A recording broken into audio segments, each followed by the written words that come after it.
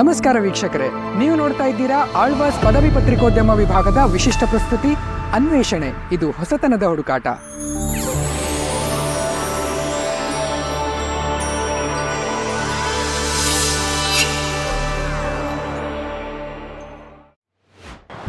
ಪ್ರಸ್ತುತ 5ನೇ ಸಂಚಿಕೆಯ ಅನ್ವೇಷಣೆಯಲ್ಲಿ ಅದ್ಭುತ ತಾಣವೊಂದನ್ನು ನಿಮಗೆ ಪರಿಚಯಿಸುತ್ತಿದ್ದೇವೆ. ಈ ಬಿರು ಬೇಸಿಗೆಯಲ್ಲಿ ನೀರನ್ನು ಕಾಣೋದೇ ಕಷ್ಟ, ಅಂಥದ್ರಲ್ಲಿ ಜಲಪಾತವೊಂದಕ್ಕೆ ನಿಮ್ಮನ್ನು ಕರೆದೊಯ್ಯುತ್ತಿದ್ದೇವೆ ಅಂದರೆ ವಿಶೇಷ ಅಲ್ವಾ?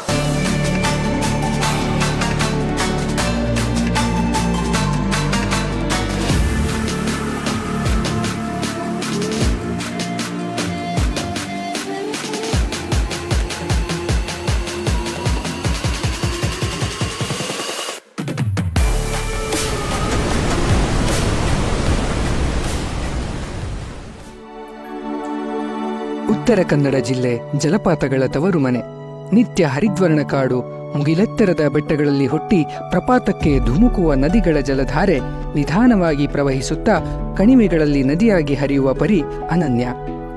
ಯಲ್ಲಾಪುರ ತಾಲೂಕಂತೂ ಜಲಪಾತಗಳಿಗೆ ಹೆಸರುವಾಸಿ. ಪಶ್ಚಿಮ ಘಟ್ಟದ ದಟ್ಟ ಕಾಡಿನ ನಡುವೆ ನೆಲೆಸಿರುವ ಸಾತೋಡಿ ಜಲಪಾತವು ಯಲ್ಲಾಪುರ ಪಟ್ಟಣದಿಂದ 32 ಕಿಲೋಮೀಟರ್ ದೂರದಲ್ಲಿದೆ. ಹಲವಾರು ಝರಿಗಳ ಮೂಲಕ ಹರಿದು ಬಂದು 50 ಫೀಟ್ನಷ್ಟು ಎತ್ತರದಿಂದ ಧುಮುಕಿ ನಂತರ ಕೊಡಸಂಡಿ ಜಲಾಶಯದ ಮೂಲಕ ಕಾಳಿ ನದಿಯನ್ನು ಸೇರುತ್ತದೆ. ಬಸ್ ಅಥವಾ ಇನ್ನಿತರೆ ಸಾರ್ವಜನಿಕ ಸಾರಿಗೆಯ ಅನುಕೂಲವಿಲ್ಲದ ಕಾರಣ ಪ್ರವಾಸಿಗರು ಸ್ವಂತ ವಾಹನದಲ್ಲಿ ಪಯಣಿಸುವುದು ಸೂಕ್ತ. ಮಳೆಗಾಲದಲ್ಲಂತೂ ರಸ್ತೆ ತೀರಾ ಹದಗೆಡುವುದರಿಂದ ಸುರಕ್ಷತೆ ತುಂಬಾ ಮುಖ್ಯ. ಸಾತೋಡಿ ಜಲಪಾತವನ್ನು ತಲುಪುವ ಹಾದಿ ಸುಗಮವಲ್ಲದಿದ್ದರೂ ತಲುಪಿದ ಮೇಲೆ ರೋಮಾಂಚನ ಗ್ಯಾರಂಟಿ.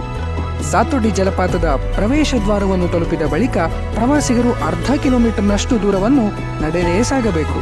ಸುತ್ತ ಹಸಿರು ಪ್ರಶಾಂತ ಪ್ರದೇಶ, ಸ್ಫಟಿಕ ಸ್ವಚ್ಛ ತಂಪಾದ ನೀರು ಪ್ರವಾಸಿಗರನ್ನು ಆಕರ್ಷಿಸುತ್ತದೆ. ನವೆಂಬರ್ ತಿಂಗಳಿಂದ ಏಪ್ರಿಲ್ವರೆಗೆ ಜಲಪಾತವು ರಮ್ಯವಾಗಿ ಗೋಚರಿಸುತ್ತದೆ. ಭೇಟಿ ನೀಡಲು ಇದು ಸಕಾಲ. ಜಲಪಾತವನ್ನು ನೋಡಲು ಬರುವ ಉತ್ಸಾಹಿ ಹಾಗೂ ಸಾಹಸಿ ಪ್ರವಾಸಿಗರು ಸ್ವಸುರಕ್ಷತೆಯ ಜೊತೆಗೆ ಪರಿಸರದ ಕುರಿತು ಕೂಡ ಕಾಳಜಿ ವಹಿಸಬೇಕು. ನಿಸರ್ಗ ಸೌಂದರ್ಯವನ್ನು ಸವಿಯುವ ಭರದಲ್ಲಿ ಅದಕ್ಕೆ ಅಪಚಾರ ಎಸಗುವುದು ತಪ್ಪು. ಹಾಗಾಗಿ ಎಚ್ಚರಿಕೆ ಸೂಚನೆಗಳನ್ನು ತಪ್ಪದೆ ಪಾಲಿಸಿ.